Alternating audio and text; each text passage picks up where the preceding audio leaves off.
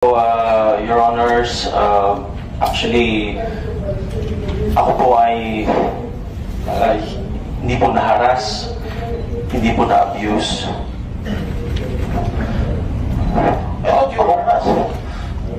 Ako po ay na-rape po. Na-rape? Na-rape po ako, Your Honor. Yung musical director? Yes po. Kasi there are a lot of definitions of rape. You know? How did you say it's rape? Handa po akong ikwento po dito yung nangyari. Pero ako po ay natatakot na baka po ako po ay balikan po ng mga taong ito. Kung ano po, hihingi po ako ng tulong po sa inyo,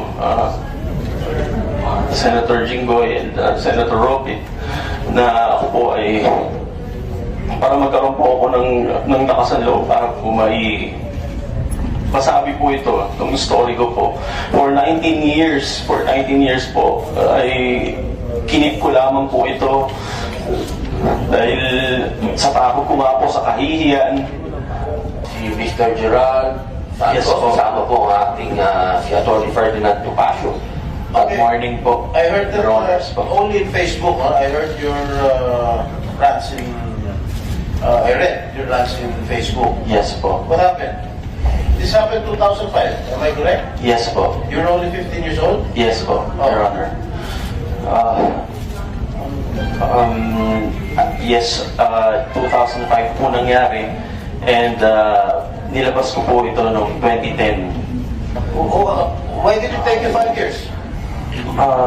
Dahil po sa takot po, sa kahihiyan, dahil po nung time na yon ay hindi pa naman po katulad ng nabalitaan ko lamang po na wala na po siya sa GMA, but since wala po kaming na-receive na official na yan po, yung letter na resolution po, ay kasi nababalitaan po namin na nakakapag-musical director pa rin siya sa mga shows, sa mga concerts. Tapos yun ang sinasabi mo, ban ka na raw sa GMA7. Is that correct? Hindi po, I'm banned po sa entertainment department po. Dahil po yung may kaibigan po siya dito sa entertainment department na hanggang ngayon po ay galit po sa akin. Kaya hindi po ako makapasok po sa entertainment department. But sa sa mga news departments po, sa mga game shows ay nakakapag-guest po ako. Pero But, hindi ka totally banned doon sa network. Di ba? yes po, hindi ko po sinabi na totally banned po ako. Bali, ayun po, nilinaw ko din po naman yun sa dito po. For 19 years po, ay kinip ko lamang po ito dahil sa takot ko nga po sa kahihiyan. Hindi ko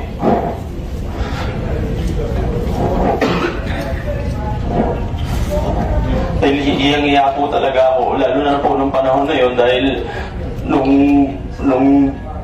dinulog ko nga po ito noon, yung mga nandun po sa loob ay parang dismiss lang po nila yung sinabi ko na parang mag-move on ka na lang kasi kalakaran yan dito. Nililabel pa po nila ako na homophobic daw ako, kaya ako nare-reklamo yung tao.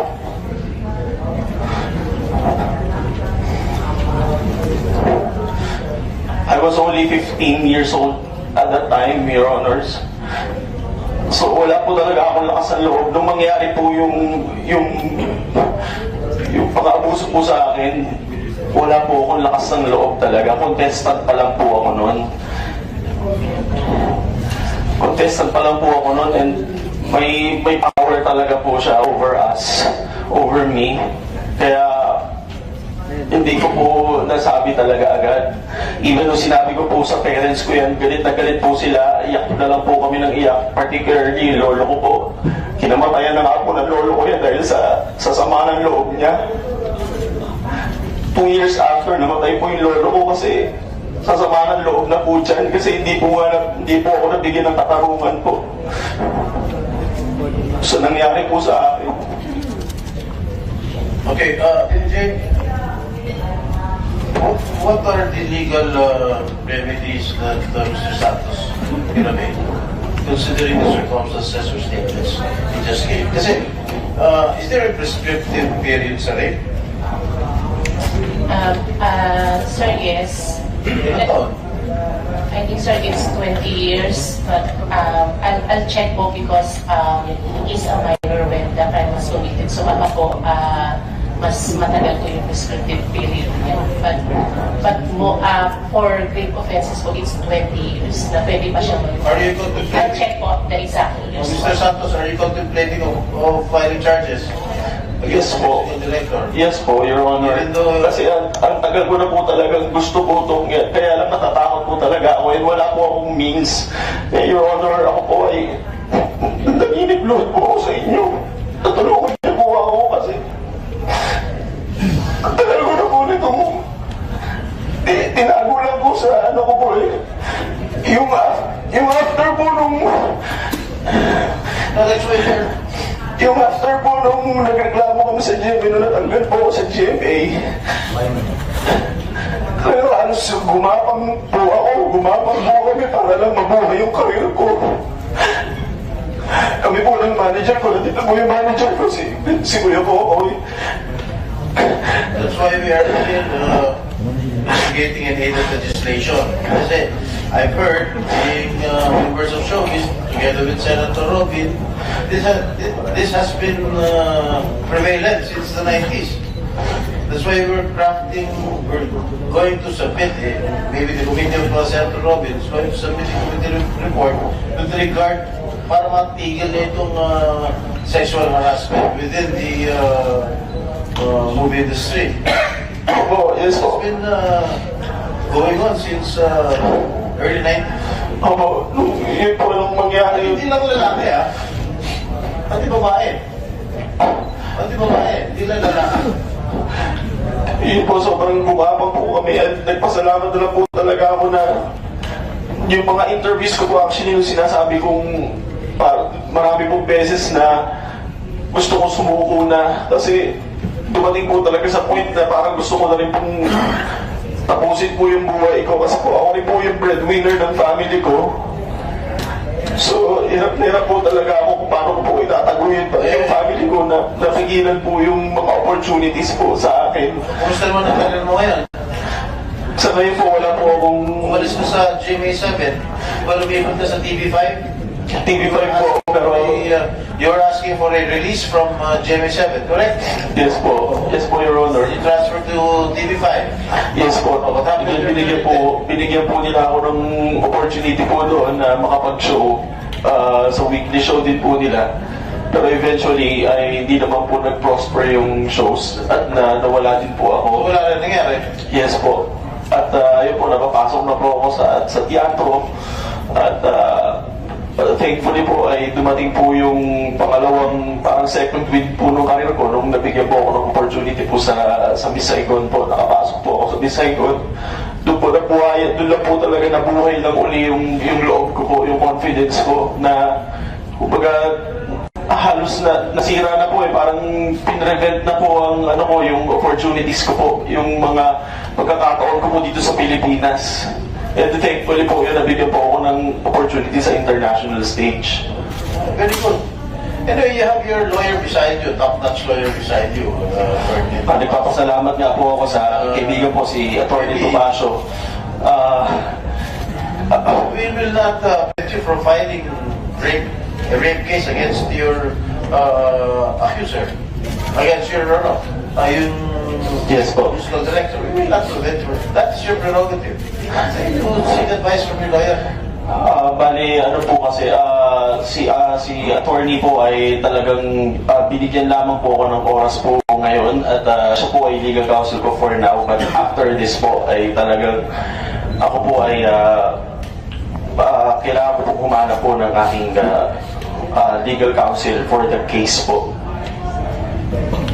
At sana po ay sana po ay matulungan niyo po ako, Senator Jinggoy, Senator Robin. Ako po ay nakikiusap po sa inyo dahil ako po ay natatakot po dahil kung na-prevent po nila yung aking pong progress na career po dito sa Pilipinas. Ngayon po kung na magsasalita po ako, hindi ko po alam po ano pong kaya pa po nilang gawin. What do you mean na-prevent yung progress mo sa network? You were the one who asked for a release. Di ba? Ikaw ang gustong magpatanggal sa GMA. And then, may sulat eh. May sulat ka eh.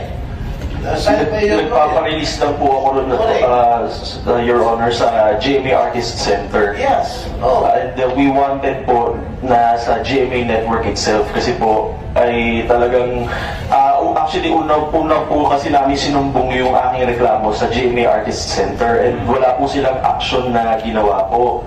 Sila po yung nagsasabi nun na mag-move on na lang. Kaya po sabi namin, ma-release po ako sa GMA Artist Center at maging under na lang po ng network, baka mas maging better po yung aking estado po sa network. So, I have a copy of the letter of your lawyer. Notice of rescission of GMA Arts Management Agreement. Ikaw ang gusto magpa-release eh. Oh. Sa Artist Center po, sir.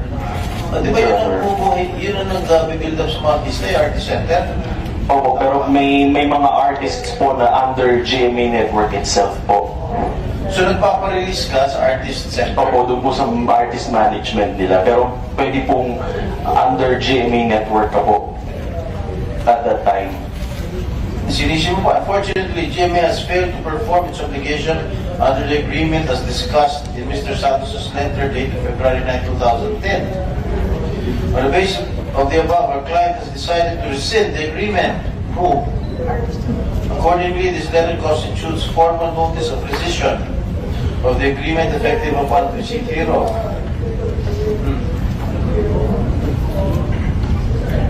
Basta pagkakalam ko, ikaw ang gusto umalis sa GMA Arts Center, basta inaksyon na ng GMA yung reklamo mo, tinanggal yung musical director because of yung charge mo na you were sexually harassed. Yes po, pero yun nga po, sa GMA Artist Center lang po. And sinabi po namin sa letter na gusto po namin sa GMA network maging under po ako. What did they say? Wala po silang sinabi, basta nirelease na lang po nila ako.